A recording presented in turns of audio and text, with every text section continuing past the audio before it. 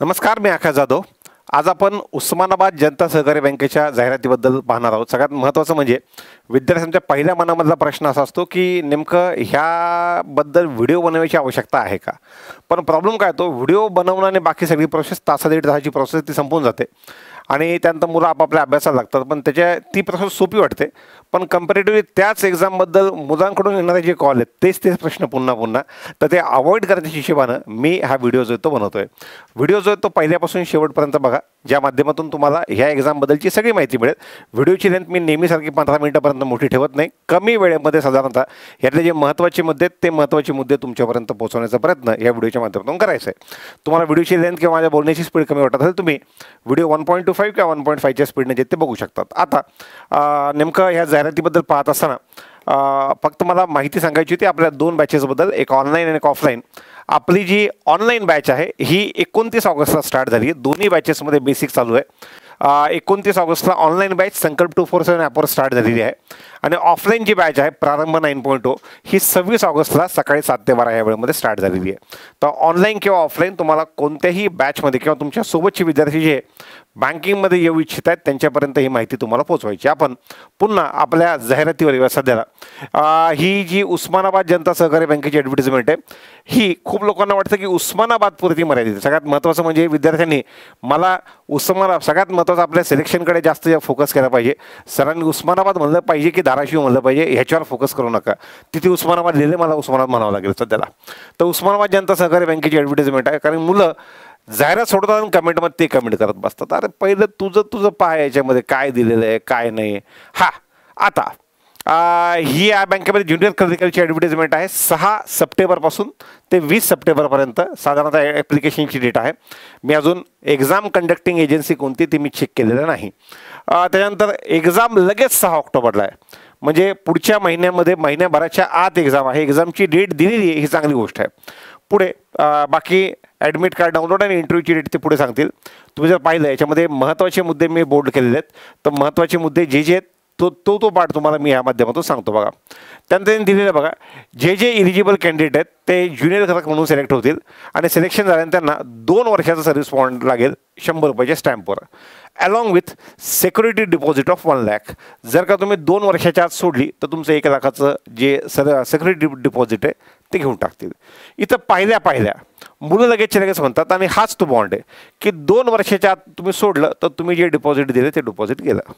आता काही जण लगेच म्हणते ते आपल्यासाठी नाही आहे. मला पहिल्यांदा विचार करून सांगा, जर का तुम्ही 2-3 वर्षापासून तयारी करतायत आणि तुम्हाला आजपर्यंत कोणतीही नोकरी लागलेली नाही किंवा प्री निघालेली नाही, असे भरपूर विद्यार्थी आहेत.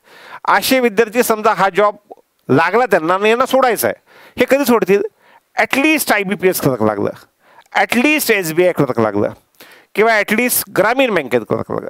ह्या तिघांचा सध्याला जो पगार आहे तो 40-45च्या आसपास ग्रॉस पगार आहे.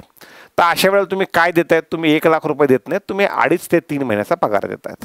तुम्ही नवीन नोकरीचा 2.5 ते 3 महिन्याचा पगार देत आहेत. तर त्यामुळं हे तुम्हाला सोडायची कधी वेळ त्याचा विचार करा आणि त्या पद्धतीने बघा. बरं, त्यातल्या त्यात ह्या बँकेच्या जागा ज्या आहेत ह्या आसपासच्या ब्रँचेस, म्हणजे इनफॅक्ट कर्नाटकात सुद्धा यांची एक ब्रँच आहे बिदर जिल्ह्यामध्ये. तर आसपासच्या ज्या विसिनिटीमधले लोक आहेत, आता उस्मानाबाद अर्थात धाराशिवला कनेक्टेड जिल्हे कोणते आहेत की सोलापूर आहे, त्यांना कनेक्टेड जिल्हे बीड आहे, जवळचा जिल्हा लातूर आहे. तर ह्या पद्धतीने या विसिनिटीमधल्या लोकांनी तरी मला असं वाटतं या योजनेचा लाभ जो आहे तो घेतला पाहिजे, जर का काही वर्षापासून नोकरी लागत नाहीत. तर आता बॉन्डबद्दल मी सांगितलं. बॉन्ड नंतर पुढे 50 वेकन्सीज आहेत आणि यांच्या ब्रांचेस धाराशिव, लातूर, सोलापूर, बीड, अहमदनगर आणि बिदर कर्नाटकामध्ये या ठिकाणी आहेत.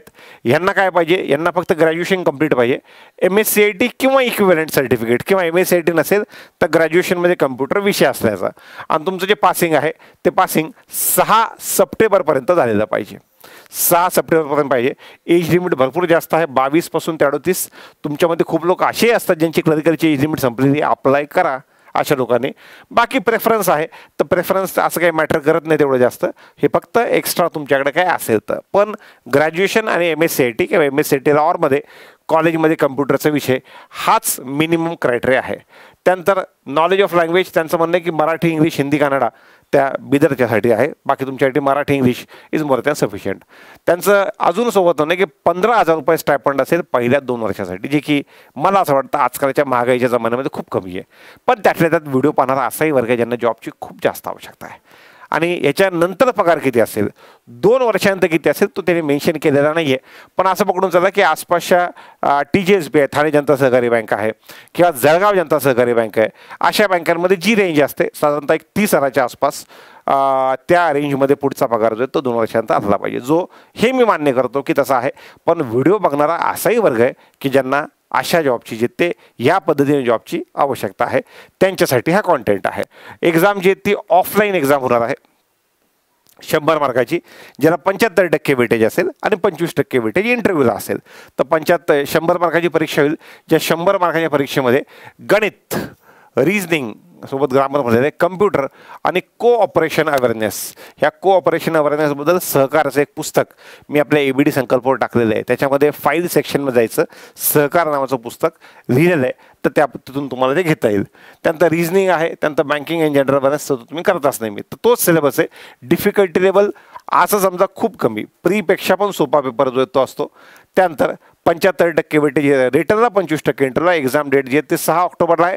एक्झामची फीस 800 प्लस GST अशी 944 रुपये एक्झामसाठीची फीस असणार आहे. दुसरं, सर हा एक्सपिरियन्स SBIच्या CBOला चालतो का? उत्तर आहे नाही. त्या पाठीमागचं कारण आहे की ही जी बँक आहे ही सहकारी बँक आहे, जिचं हेडक्वार्टर उस्मानाबाद अर्थात धाराशिव इथं आहे. तर याचं तिथे चालत नाही. सर याचा अनुभव जो आहे तो ग्रामीण बँकेमध्ये चालतो का? तर ग्रामीण बँकेमध्ये स्केल 2 साठी अनुभव चालतो, फक्त तुम्हाला तो ऑफिसरचा लागेल. हा क्लरिकलचा आहे.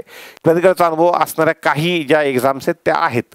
पण इथं गेल्याच्या नंतर 1 लाख रुपयाचा बॉन्ड हे विचार करण्याऐवजी नवीन जी कोणती तुम्हाला नोकरी लागेल त्यातला 3 महिन्यापर्यंतचा पगार, या पद्धतीने तुम्हाला त्याचा विचार जे ते करायचा. तर ज्यांना जॉबची खूप जास्त आवश्यकता आहे, ज्यांना खूप गरज आहे, किंवा ज्यांना असं वाटतं की आसपास, मी राहणारा धाराशिवचा आहे म्हणून आसपास जे आहेत ते सोलापूर, आसपास अहमदनगर, बीड, लातूर या ठिकाणचं असेल आणि मला त्याच ठिकाणामध्ये जॉब करायचा आहे, असे विद्यार्थी काय असतात ज्यांना होम सिकनेस असतो, तर अशांसाठी हा जॉब आहे. त्यामुळं ही जी माहिती आहे ही माहिती जास्तीत जास्त आपल्या सोबतच्या बांधवापर्यंत, ज्यांना ह्या जॉबची आवश्यकता आहे त्यांच्यापर्यंत पोहोचवायचं आहे.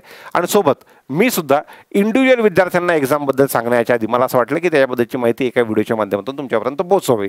सोबतच एक्झामची ट्रान्सपरन्सी लेवल असं काही विद्यार्थी विचारतात, ही एक्झाम पहिल्यांदाच होते त्यामुळे त्याबद्दल मला माहिती नाही आहे. पण तरीसुद्धा मी आजपर्यंत सांगितलेलं आहे. खूप वेळेस विद्यार्थी म्हणतात सर त्यात काही जागा मॅनेज असतात काय काय असतात का? आता ही एक्झामच पहिल्यांदा होतं, इथं माझा दुसरा कोणता पहिल्यांदा होत असल्यामुळं आधी कोणता जुना विद्यार्थी पण नाही ज्याला मी ह्या गोष्टी विचारू शकतो. पण आजपर्यंत माझ्या पाहण्यात आलेलं आहे ज्या ज्या एक्झामला मुलांनी शिंतोडे उडवलेले आहेत अशा प्रत्येक एक्झाममध्ये काही न करता आपल्या विद्यार्थ्यांचं सिलेक्शन झालेलं आहे. सध्याला अकोला जिल्हा मध्यवर्ती बँकेमध्ये मागच्या एवढ्या वर्षापासून आपले 100+ पोरं असतील. त्यानंतर पुणे जिल्हा मध्यवर्तीमध्ये आहेत, अहमदनगर जिल्हा मध्यवर्तीमध्ये, जिल्हा मध्यवर्ती बँका वेगळ्या पण त्यातही आहेत.